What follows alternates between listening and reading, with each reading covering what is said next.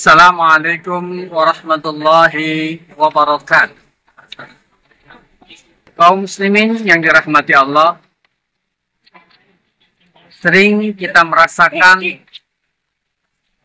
atau kita hadir menjadi bagian berkumpulnya kaum muslimin dalam jumlah yang sangat besar. Ratusan ribu bahkan jutaan kaum muslimin.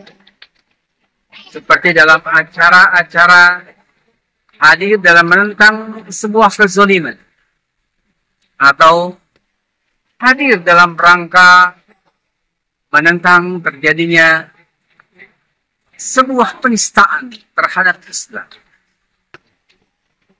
Ketika kita melihat dan menyaksikan, bahkan merasakan berada di tengah-tengah jutaan kaum muslimin dalam sebuah majelis,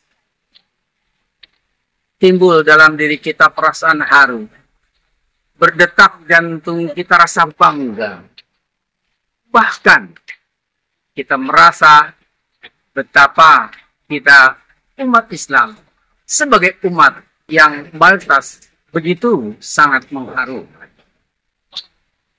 Teringatlah kita pada firman Allah Surat Ali Imran ayat 110. Allah berfirman, A'udzubillahi minasyaitonirrajim. Kuntum khaira ummatin ukhrijat linnas ta'muruna bil ma'ruf wa tanhauna 'anil munkar wa tu'minuna billah. Kamu adalah sebaik-baiknya umat yang dilahirkan untuk manusia, menyeru kepada kebaikan, mencegah dari kemungkaran, dan beriman kepada Allah Subhanahu wa Ta'ala.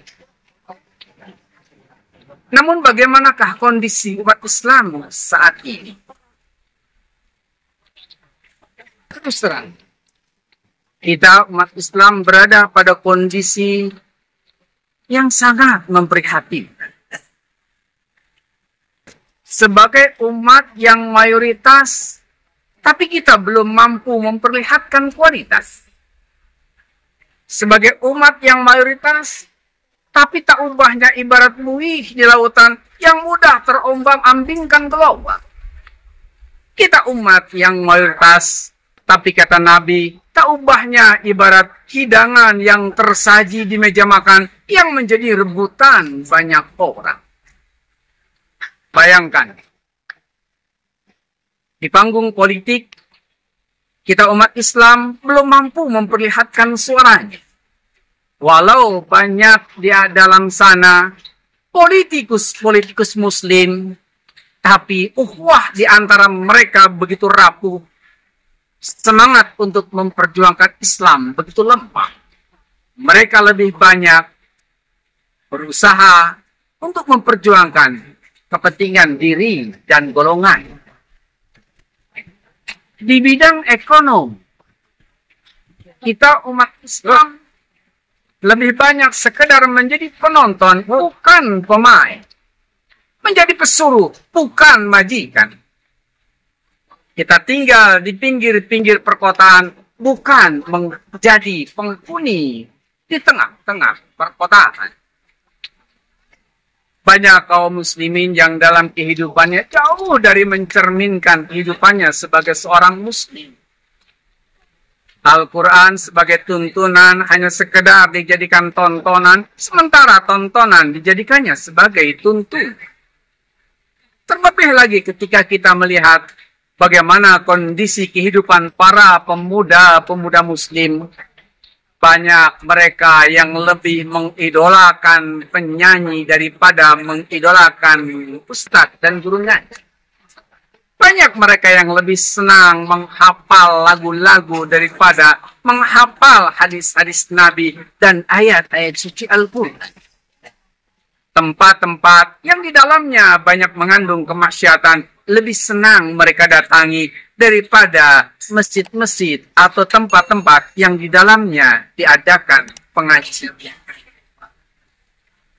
Dan lebih ironi lagi, banyak orang-orang Islam yang sering mengutarakan keprihatinnya, tapi tanpa mau melakukan perbuatan untuk mengatasi.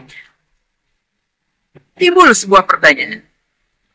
Apakah kondisi seperti ini akan dibiarkan begitu saja? Jawabnya, tentu tidak.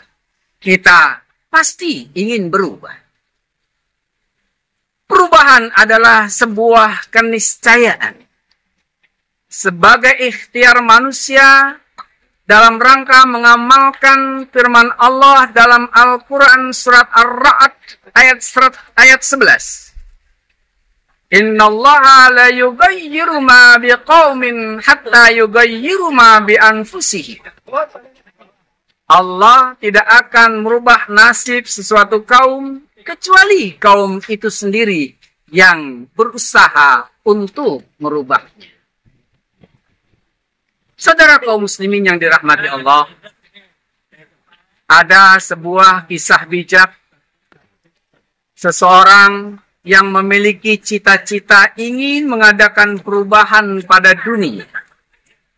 Seiring dengan perjalanan waktu, dia merasa tidak mampu mengadakan perubahan pada dunia. Maka ia pun menurunkan targetnya untuk merubah negeri. Seiring dengan perjalanan waktu, ternyata dia pun merasa tidak sanggup untuk mengadakan perubahan pada negerinya. Maka ia pun menurunkan targetnya untuk merubah masyarakatnya. Dan ternyata dia pun merasa tidak mampu merubah masyarakatnya. Maka ia pun berusaha menurunkan targetnya untuk merubah keluarganya. Di usianya yang sudah lanjut, ajal pun menjelang datang. Dia ternyata merasa bukan hanya tidak mampu merubah keluarganya, tapi dia sudah tidak lagi memiliki kesempatan untuk merubah dirinya sendiri. Dia pun berkata, andaikan dahulu dia bercita-cita ingin mengadakan perubahan pada dirinya, mungkin dia juga sanggup untuk mengadakan perubahan pada keluarganya, pada masyarakatnya, pada negerinya, dan bahkan mampu mengadakan perubahan pada dunia ini. Oleh karena itu, jika kita ingin merubah, maka rubahlah dari yang paling kecil, yakni dari diri kita sendiri, maka insya Allah kita akan mampu mengadakan perubahan pada negeri ini dan pada dunia kita. Wallahul muwafiq ila aqwamit thoriq. Wassalamualaikum warahmatullahi wabarakatuh.